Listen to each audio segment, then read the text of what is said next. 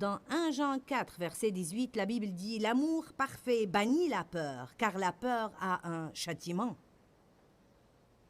Que signifie l'amour parfait bannit la peur?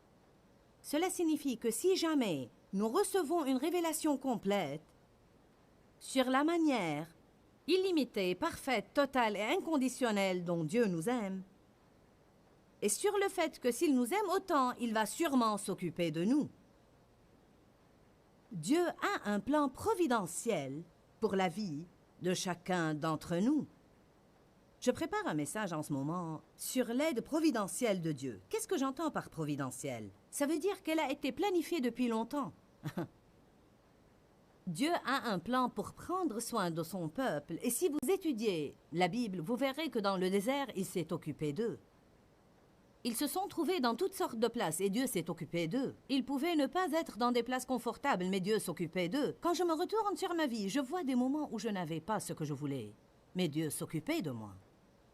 Je vois des moments où j'étais abandonnée toute seule dans des villes inconnues à l'âge de 18 ans, et pourtant Dieu s'occupait de moi.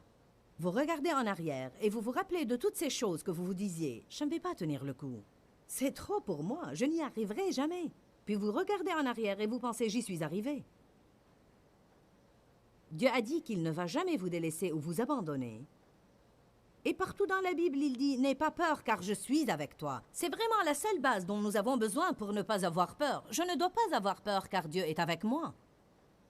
Je ne dois pas savoir ce que Dieu va faire car il est avec moi. Et quand il est prêt à faire une chose, il la fera. Je ne dois pas avoir peur des gens car Dieu est plus grand que les gens. Je ne dois pas avoir peur de leur rejet car j'ai son amour. L'amour parfait bannit la peur. Si vous êtes des personnes tourmentées par trop de peur, je suggère vivement que vous preniez tout le temps qu'il faut dans votre vie, peu importe si c'est 1 an ou 6 mois ou 2 ans, et que vous étudiez l'amour de Dieu jusqu'à ce que vous l'assimiliez.